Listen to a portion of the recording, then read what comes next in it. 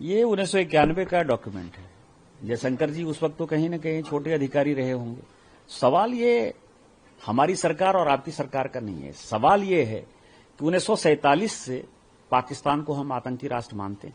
78 साल से कश्मीर के मुद्दे पर हमारी उनके साथ लड़ाई चल रही है। हमारे कश्मीर के हिस्से को पाकिस्तान ने अपने कब्जे में कर रखा है।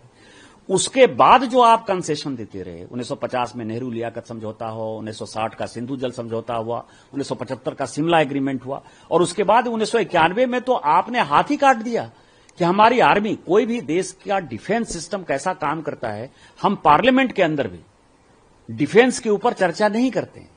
पार्लियामेंट के अंदर भी डिफेंस के स्ट्रेटेजिक चीजों के बारे में कोई जवाब नहीं दिया जाता है। इवन स्टैंडिंग कमेटी की मीटिंग में भी यह कहा जाता है कि नेशनल सिक्योरिटी का सवाल है। नेशनल सिक्योरिटी क्या होती है?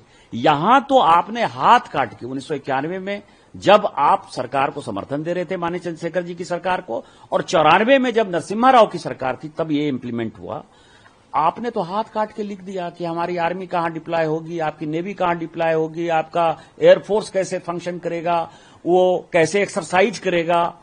तो ये सारी बातें क्या देशद्रोह नहीं है? कांग्रेस ने वोट बैंक की पॉलिटिक्स के लिए देश के साथ धोखा नहीं किया कि उनको बांग्लादेशी वोट बैंक चाहिए, उनको पाकिस्तानी वोट बैंक चाहिए, क्योंकि हिंदुस्तान के मुसलमान तो इस देश के नागरिक हैं।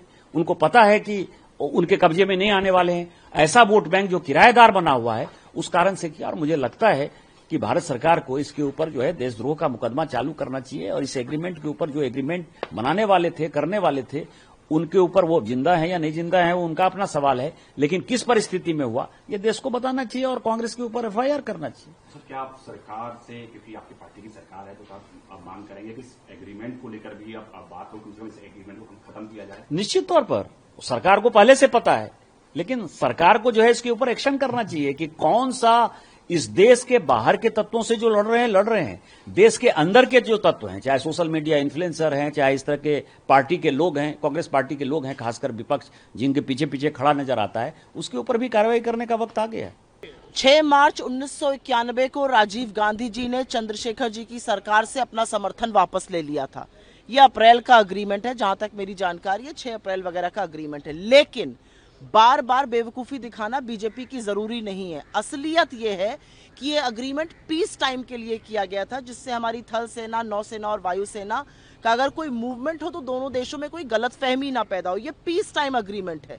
जयशंकर जी ने, जब हमने वॉर टाइम सिचुएशन में, जब हमारे ऊपर आतंकी हमला हुआ और हमने जवाबी कार्रवाई करी, उस चीज़ का जो जानकारी और सूचना थी वो पाकिस्तान को दी थी।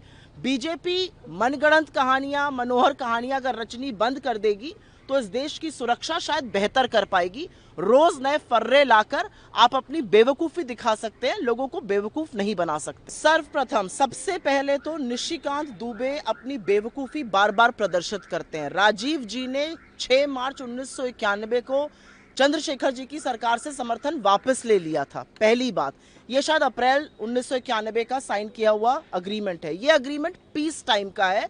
पीस टाइम में गलतफहमी ना हो दो देशों की सेनाओं के बीच में, थल सेना, वायुसेना, जल सेना मूवमेंट से, उसके बारे में है। जब अभी हमने कार्रवाई की है, हमारे ऊपर आतंकी हमला हुआ था, हमने जवाबी आक्रामक कार्रवाई की है, तो सर्वप्रथम तो निशिकांत दुबे और बीजेपी ये मान रही है कि जयशंकर जी ने इन्फॉर्म किया। सर्वप्रथम जो राहुल गांधी जी कह रहे थे वही सच है। जयशंकर जी ने इन्फॉर्म किया पाकिस्तान को, और उसकी पुष्टि खुद बीजेपी कर रही है। जिस अग्रीमेंट का वो हवाला दे रही है वो पीस टाइम का अग्रीमेंट है। जयशंकर जी ने जब वॉर लाइक सिचुएशन थी तब इन्फॉर्म किया था। वीके न्यूज, राष्ट्र के नाम।